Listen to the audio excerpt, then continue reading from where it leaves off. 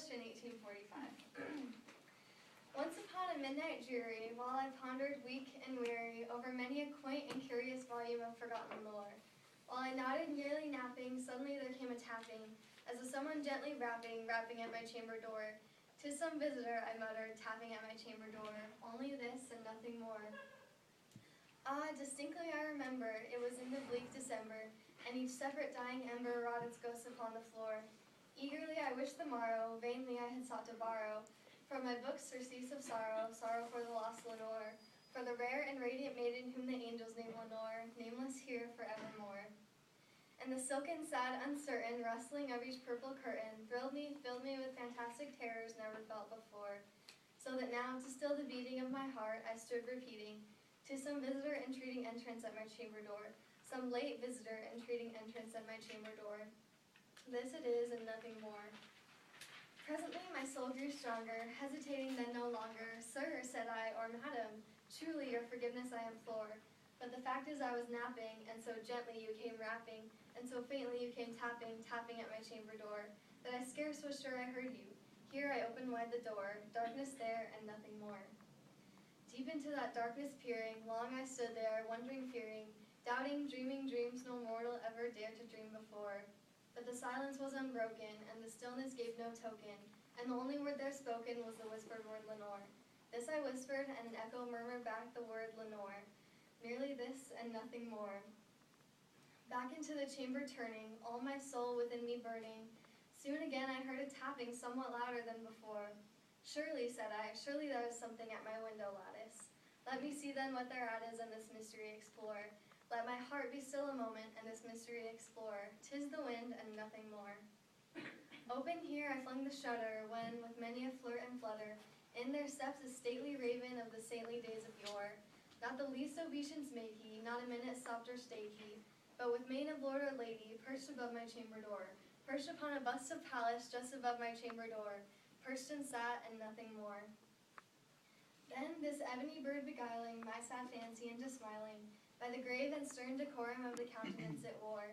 "Though thy crest be shorn and shaven, thou," I said, "art sure no craven, ghastly, grim, and ancient raven wandering from the nightly shore. Tell me what thy lordly name is on this night's Plutonian shore." Quoth the raven, "Nevermore." Much I marveled this ungainly fowl to hear discourse so plainly, though its answer little meaning, little relevancy bore. For we cannot help agreeing that no living human being ever yet was blessed with seeing bird above his chamber door, bird or beast above the sculptured bust above his chamber door, with such name as Nevermore. But the raven, sitting lonely on the placid bust, spoke only that one word, as if his soul in that one word he did outpour. Nothing further than he uttered, not a feather than he fluttered, till I scarcely more than muttered, "Other friends have flown before. On the morrow he will leave me, as my hopes have flown before." Then the bird said, "Nevermore." Startled at the stillness broken by reply so aptly spoken, "Doubtless," said I, "what it utters is its only stock and store, caught from some unhappy master, whom unmerciful disaster followed fast and followed faster, till his songs one burden bore, till the dirges of his hope that melancholy burden bore, of never, nevermore." But the raven still beguiling all my sad soul into smiling, straight I wheeled a cushioned seat in front of bird and bust and door. Then upon the velvet sinking, I betook myself to linking fancy unto fancy, thinking what this ominous bird of yore, what this grim, ungainly, ghastly, gaunt, and ominous bird of yore meant in croaking "Nevermore."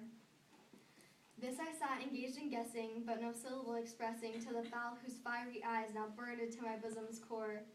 This and more I sat divining, with my head at ease reclining on the cushion's velvet lining that the lamplight gloated o'er, but whose velvet violet lining with the lamplight gloating o'er she shall press, nevermore. Then methought the air grew denser, perfumed from an unseen censer, swung by seraphim whose footfalls tinkled on the tufted floor. "Wretch," I cried, "thy God hath lent thee, by the angels he hath sent thee, respite, respite, and nepenthe from thy memories of Lenore. Quaff, oh quaff this kind nepenthe, and forget this lost Lenore." Quoth the raven, "Nevermore." "Prophet," said I, "thing of evil, prophet still if bird or devil, whether tempter sent or whether tempest tossed thee here ashore, desolate yet all undaunted, on this desert land enchanted, on this home by horror haunted, tell me, truly I implore, is there balm in Gilead? Tell me, I implore. Quoth the raven, nevermore. Prophet, said I, thing of evil, prophet still, if bird or devil, by that heaven that bends above us, by that God we both adore, tell this soul with sorrow laden, if within the distant Aden, it shall clasp a sainted maiden whom the angels name Lenore, clasp a rare and radiant maiden whom the angels name Lenore. Quoth the raven, nevermore. Be that word our sign of parting, bird or fiend, I shrieked upstarting, get thee back into the tempest and the night's Plutonian shore. Leave no black plume as a token of the lie thy soul hath spoken. Leave my loneliness unbroken, quit the bust above my door. Take thy beak from out my heart, and take thy form from off my door. Quoth the raven, nevermore. And the raven, never flitting, still is sitting, on the pallid bust of Pallas just above my chamber door. And his eyes have all the seeming of a demon's that is dreaming, and the lamplight o'er him streaming throws his shadow on the floor. And my soul from out that shadow that lies floating on the floor shall be lifted nevermore.